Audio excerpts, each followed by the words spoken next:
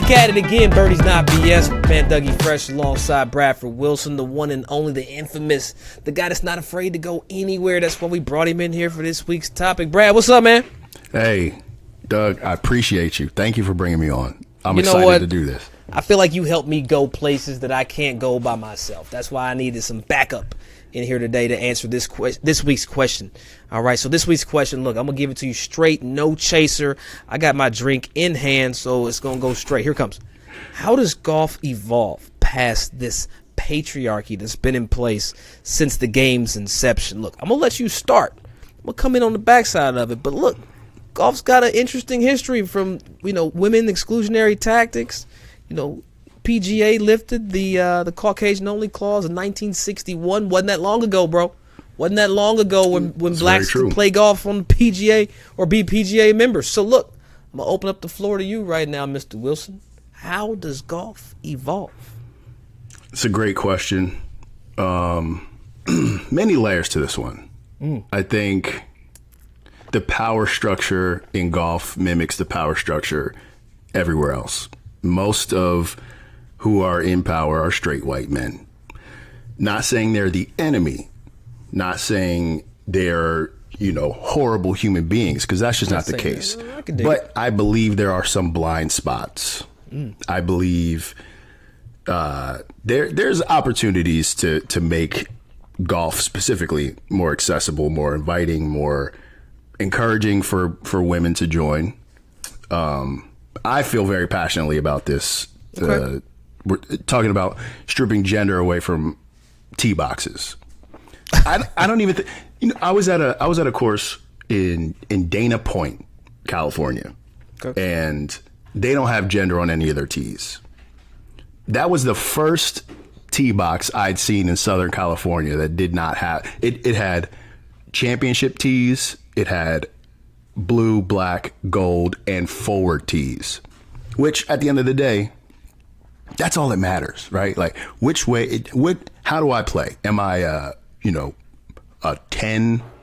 Am I a 25? Handicap. Am I a scratch golfer? Yeah. And then I adjust the tee boxes accordingly. Like, my gender doesn't really matter in that. It's like, how long can I hit the ball? Or how much fun do I want this round to be? Because if I'm just out there, if I'm out there drinking with my buddies, I might play from the forward tees. Let me see if I can reach this green in one. Like that's a simple fix. I think could just unilaterally change the perception. But you got them good old boys in there, Brad. Some people ain't gonna go for this whole evolution thing. They want to keep things how they are, keep it the status quo. The ladies' tees have been the ladies' tees since golf started. But it's kind of messed up when you see a lady that's kind of like a Brooke Henderson or a Lexi Thomas, Maria Fossey, those long hitters. Shasta Everhart, they go back there, they bang it, they hit it just further than me. Troy Mullins is longer than me. Let's get this out in the open. And I'm not embarrassed or ashamed of it. Troy Mullins is long. She hits it freaking far. And she's longer than most grown men I know, period. She's just... But see, is this even sexist, the fact that I'm saying that this woman hits the ball farther than the men? Am I being sexist in this moment? I don't know. I'm not going to say no, because I'm agreeing with you, I don't know. I don't know. It's PC. Maybe a tinge, but in not a negative way. It's like we're giving her props, Right. In spite of quote unquote gender norms, we're giving her props. But she hits it farther than me, period. It's just what it is. Right. It is what it is. It's a fact. But the good old boys who want to keep the status quo, 60 years ago, the status quo was me and you couldn't be on the PGA Tour. So are we doing that too? or are we evolving as a society, as a species, as a community in this golf space? Because I think if you were to sit down across from any general manager, any pro who abides by those good old boy rules and break it down like, look, sir, this is what is happening here. And this is how it is making your women guests feel. Or this is what I'm hearing out there. This is what I'm seeing. And this is the negative effects of that. I don't know of anyone. I don't perceive anyone to disagree, to argue with that, to have a problem with that. It's hard to do. Especially if it has a positive effect on their bottom line. Because let's be real about it. That's really it's what about these the guys care dollars about. and cents. That's what it's about. That's what I don't understand, how so many of these divisive decisions can be made, or just attitudes can be taken when the cash flow in the register is the bottom line. But here's the thing. I'm saying, this is one thing that I find interesting, not to go off on a tangent, but to go off a touch. I feel like women also do themselves a disservice when they are posting, TNA on their timeline. thirst traps. Thirst trapping, TNA. I find that to be extremely interesting because of all the things that need to happen for gender equality within the game of golf. You can't tell me that the LPGA players that play for a third of the purse of the PGA Tour love seeing this girl XYZ with her ass and titties out on Instagram. As hard as they work to be seen as equal, as hard as they want to play for purses that are the same in front of crowds and TV deals that mirror the men's tour, you can't tell me that that's exciting to them. I don't know. Since I'm not on the LPGA tour, I don't know. But I'm saying, but you know what I'm saying? Like that's gotta make you kind of feel some type of way. Like that's a slap in the face. I don't work to a Christy Kerr. I'm just using her as an example. Right. You can't tell me Christy Kerr is not, I'm sure she sees the stuff on her timeline and she's like, look at this chick over here. I done worked my ass off to be the 11th, ranked women of all time in the game of golf, and this is what I've worked my career for. You can't tell me she's. Right. I'm not saying that's her attitude. I'm just using her as an example. Don't be mad, Christy. I'm just saying. We love you, Christy Kerr. I do love Christy Kerr. Christy Kerr's a gangster. Here's what I think. Like, I don't think there's a problem with posting an image like that. Okay. Where I think the problem lies is in the comment section, in how when men see this out in public, how they behave, how they approach these women, how they talk to these women. That is really where the responsibility lies, in my opinion. And I'm using me as an example. I can, look on the internet for any image I want. It's not hard to find. It's easy.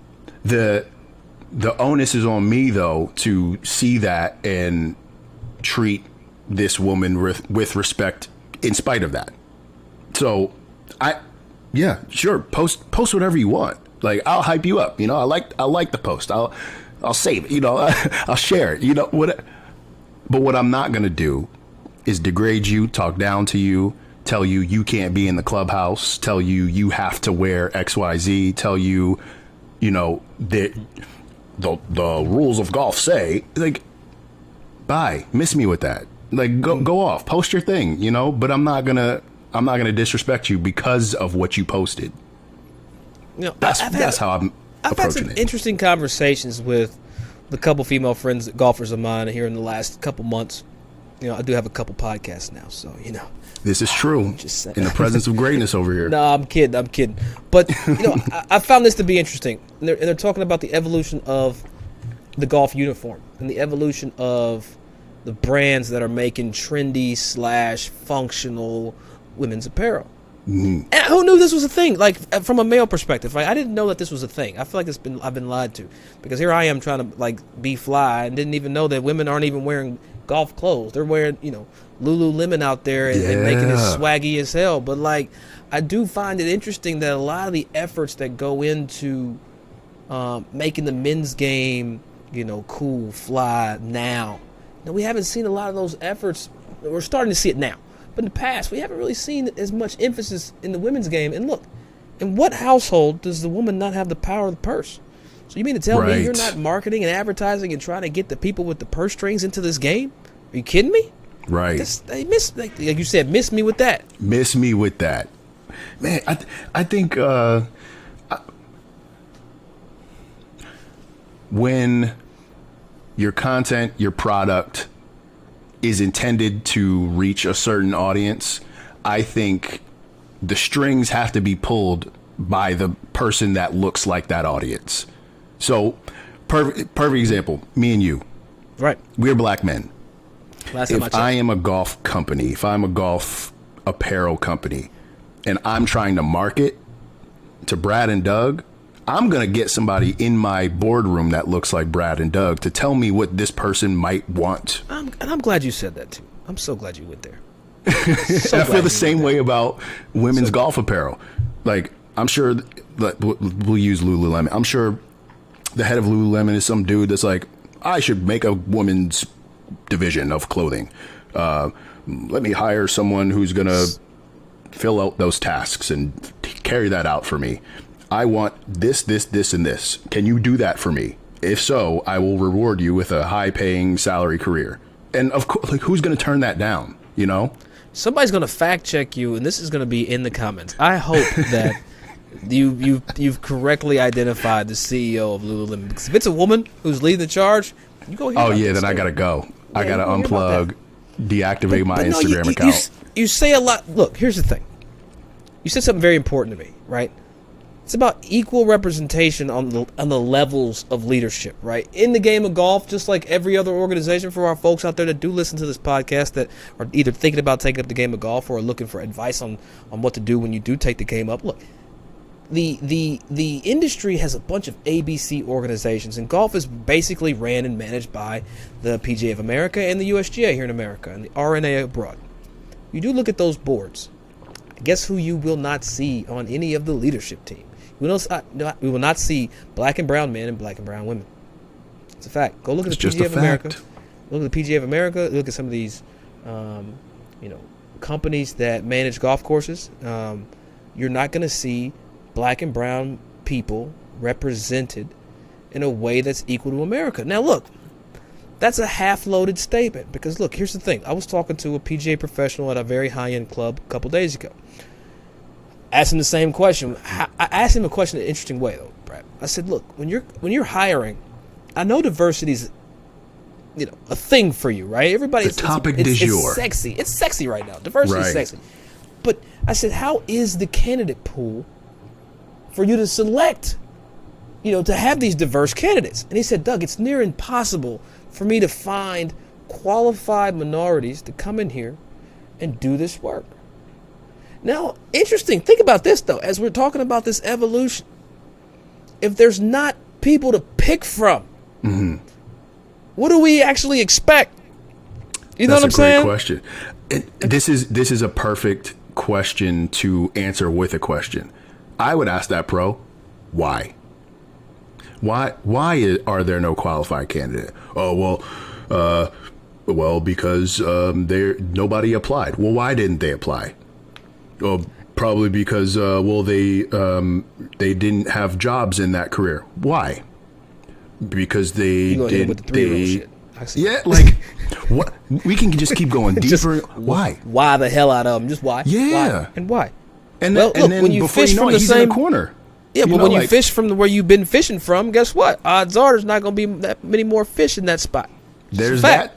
There's that too, but go overfish your waters and see what's great. Exactly. Don't overfish the waters, PGA of America, USGA. But it's like the opportunities need to be there first, and then we need to know about them. Right. Absolutely. We need the programs from the grassroots level. Like that's how it starts. I'd ask, how'd you get your job, sir?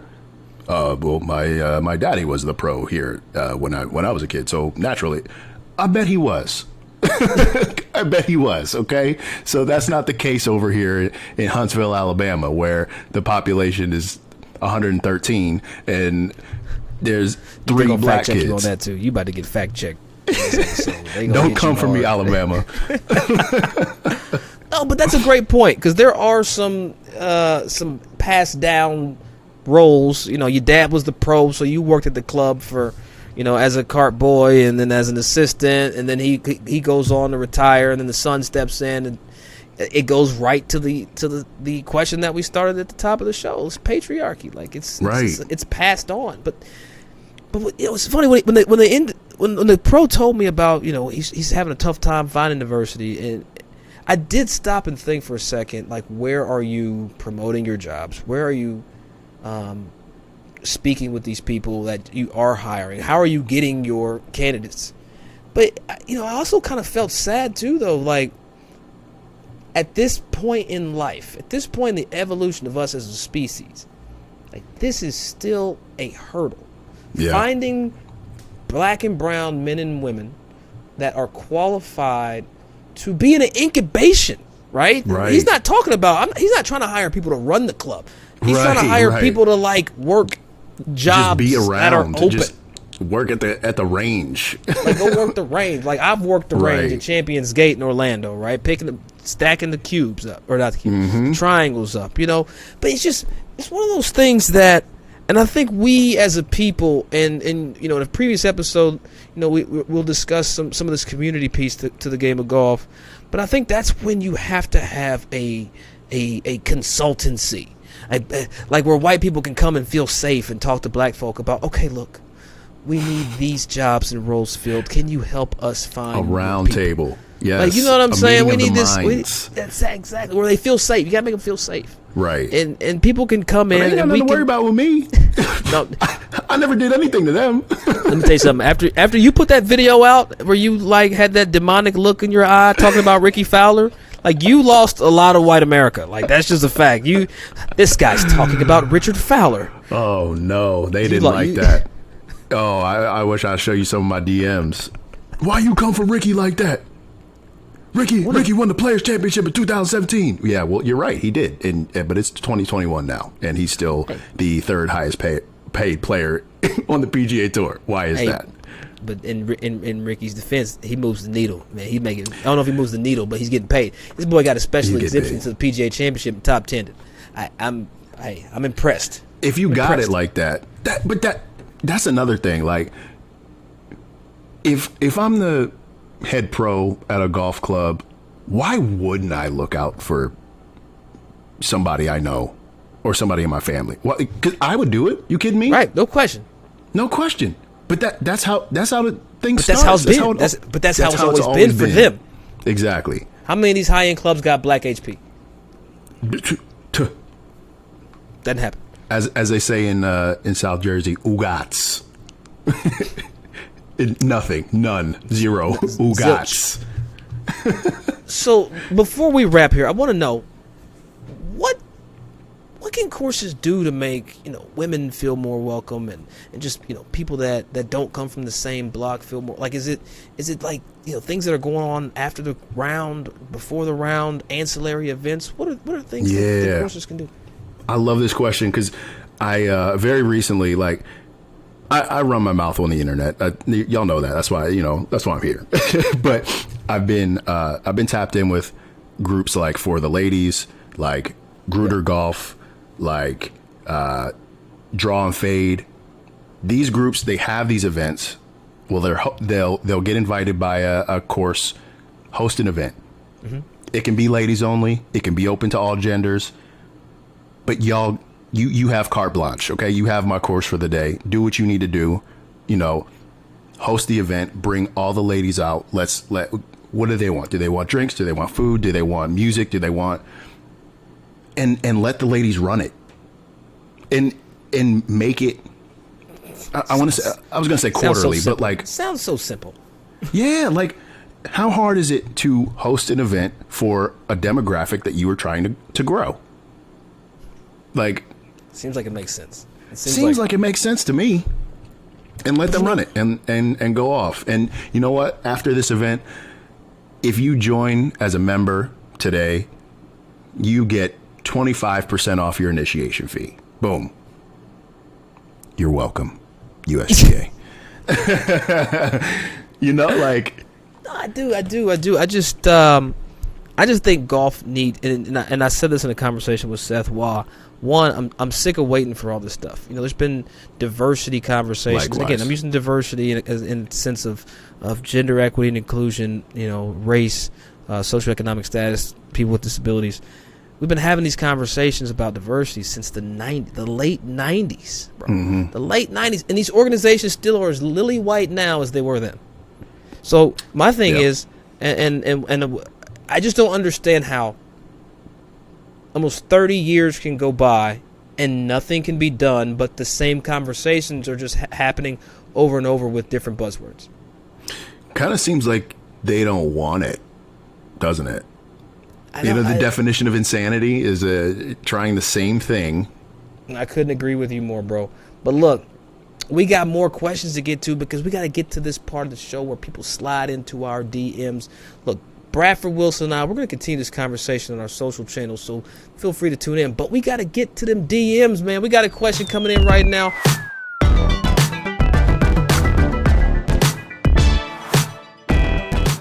All right, Bradford, they slide into DMs this week. We got my man David M. D.A. Mill 23 on IG. He slid in here. It's right here. You can see it.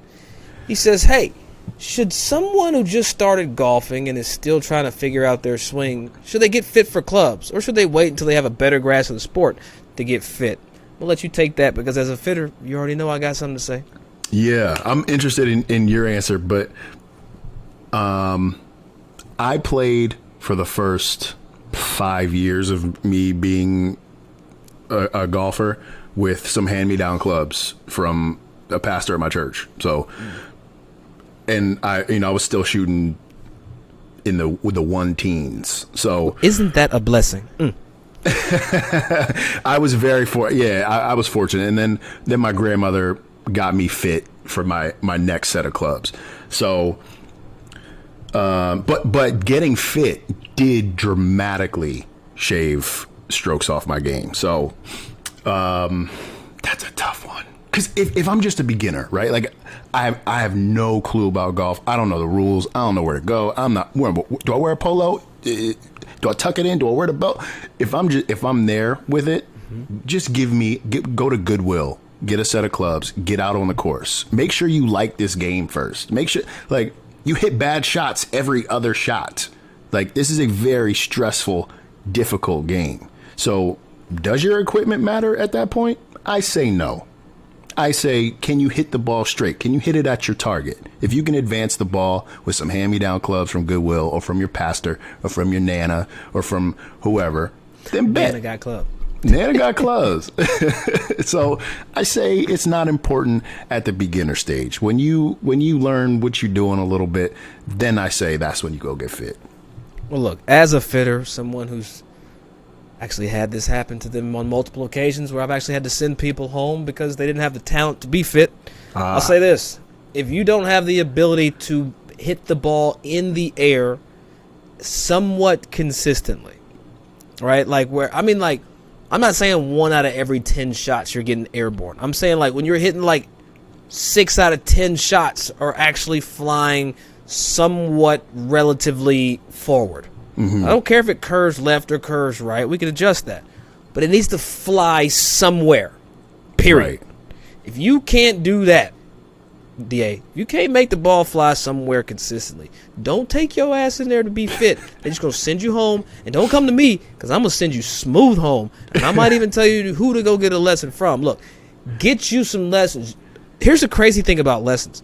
Most of these coaches will actually have clubs for you to use. So you can get lessons without actually having a set of clubs of your own. You just show up as you are. Whatever you got on, depending on the course and the pro and X, Y, and Z. But there's odds are you can find a PGA professional that you can just go pull up on who got clubs for you, where you can get yourself together to see if you want to play the game at the next level. If you want to invest $1,000, $2,000, $3,000 in clubs, if you want to get swagged out like Mr. Wilson with a $6,000 set of sticks, then that's up to you. I'm just saying, come on now. With the matching bag to your grips, and you know what I'm saying, with the head covers custom, etc. The grips got his name on them damn thing. You saw him on the commercial. But look. If you can't get that ball airborne, then go get lessons. If you've already had lessons and you're seeing yourself, you can hit a 7-iron 120 yards, 160 yards, whatever it is, you can do it consistently, then go get fit.